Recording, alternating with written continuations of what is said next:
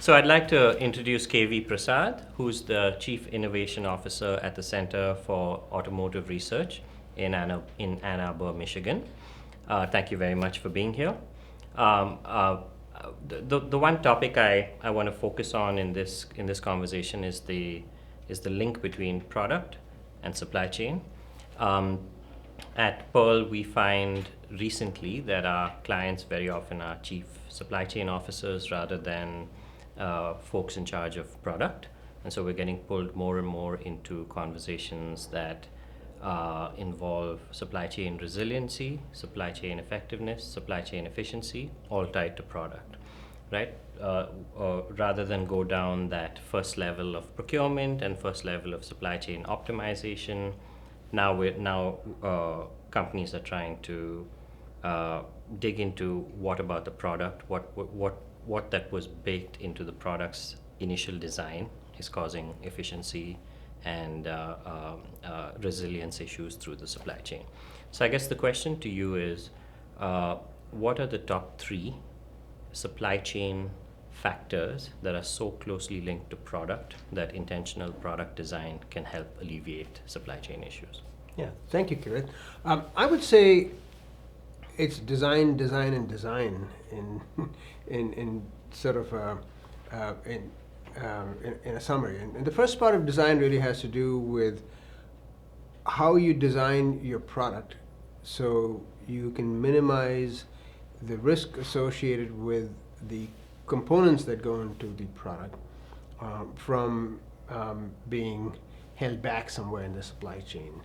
And so that's the the first aspect of design. The second aspect of design is how you bring them together and how you actually, the process of manufacturing the product and the dependencies on the supply chain for that. The third piece, of course, is where you make your choices with respect to the benefits you can get by placing the locations of distribution and how you actually distribute this product. So I'll give you an example of each of these. In the first case, you can have products that are, in making component choices, you can make a choice that has a function delivered primarily through hardware, or you can have a function that is delivered through hardware that's available, sort of I'd say commoditized hardware, not a specialized hardware, but then tailored through software. When you make that choice, you are now potentially de-risking the procurement of that hardware because it's widely available. And so you might have multiple sources for that. And so you get to the first 2 categories of design that I mentioned. And the third piece is your choice of where you locate it and where you. So first piece being the component you choose. So you make it a commodity component and you place the burden now on software. The second piece is how you manufacture that and assemble it. And now you say you've got a less complex piece of hardware. You're going to now have a more generic tool to be able to place it and assemble it so you get more efficient. And so your choice on the manufacturing tools also gets simplified. The third piece is how you distribute it. And so now you say if you have to distribute the physical product, let's ship it out and then update the capability in the field. And so you're beginning to find something called over-the-air technologies. Cars are now beginning to speak to the clouds after having bought your product, just like you're used to with perhaps your cell phone, where you go buy a new phone and you come back home and you find you got to update your phone. And so that piece is also happening. So those are 3 examples. That's a very interesting way to look at it, because often enough, especially in an environment where we're doing product teardowns, we tend to ask the question, what in this product is unique or special that's putting the load on the supply chain, on the supply, and should it be there or should it not? But I think that's, from just what you said, that's only the first step of the question. It's not about taking what's special out of the product. It's just how you achieve that specialness through modular is not the commoditized, easily available hardware. And then again, like you said, place the burden on software. Right. To, It's a dynamic. yeah, so that's an entirely different, and in automotive I can see kind of with the further electrification and Right, connecting absolutely, of cars, absolutely. it's very Yeah. it's very obvious. In moving away from maybe the automotive sector to much simpler sectors like consumer goods, right? I've heard that now in Europe there are laws being passed that essentially say you're not allowed to ship air, right? So Yeah. so you're not allowed Right. to.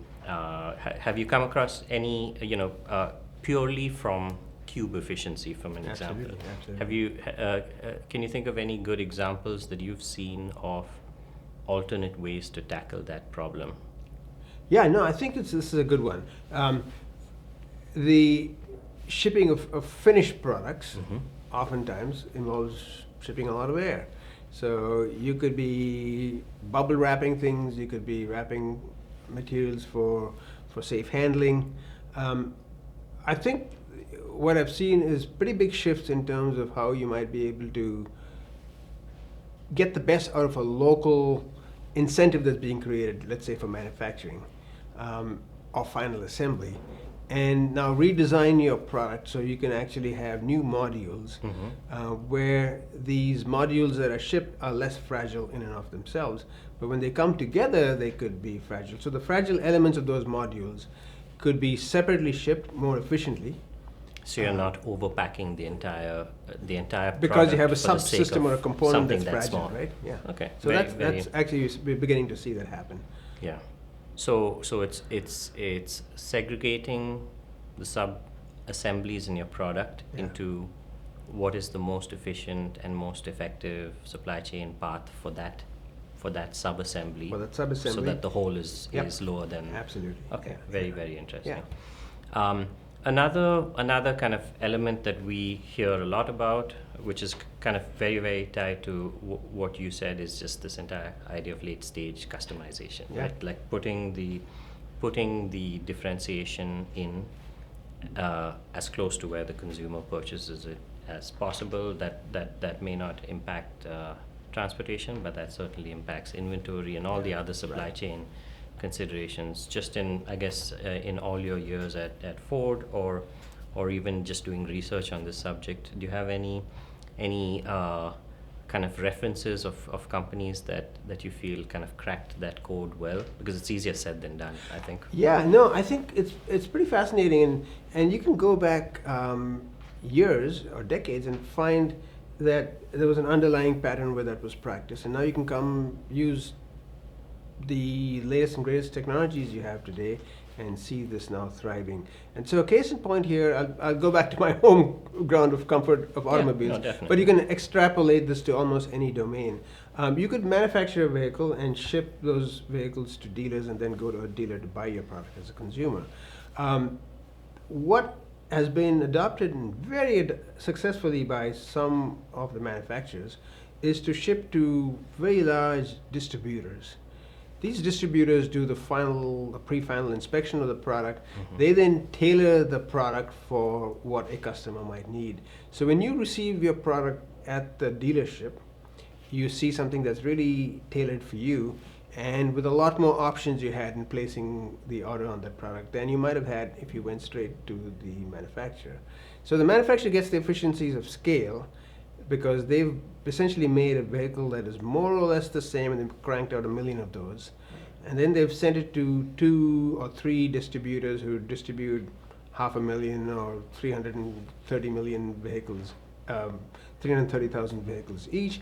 Each of those large distributors are able to then fine-tune things and tailor it for the end customer. So you're seeing that. And then, of course, you're seeing this fourth stage where, having received the vehicle, you're able to get new capabilities. And so this could be of any product you make. You sort of have leverage the power of the distributor who is closer to the market than the manufacturer might be, and then get that distributor to co-create and co-invent with what's needed in that local market, and then bring the feedback of that learning to the manufacturer to get the economies of scale. So it's not just impacts to inventory. It's an actual kind of backward flow of actual innovation. Absolutely, of what the market really needs and is willing to pay for. Yeah, and it seems counterintuitive that you would actually descale the primary production spot and kind of replicate, let's say the late stage customization equipment at these end nodes, but on balance, it still works. Yeah, no, it works, and I've seen the examples that I have in mind come from some of the legacy car makers who are very successful, highly profitable. They are doing this in ways in which they are saving costs along every step. So their manufacturing line gets shorter because they do this, because they're not fine-tuning something for the end customer. They are therefore able to crank out at a higher rate per unit time.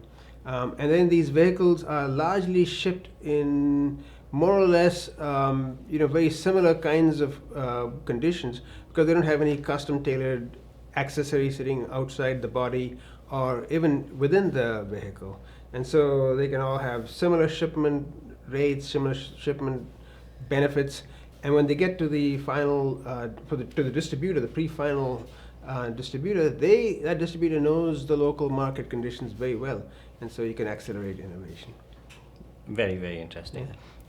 Just in addition to what you just said, I just want to kind of reiterate from my standpoint the two other kind of ideas you brought up that I can see us kind of using every day here. One is to rely on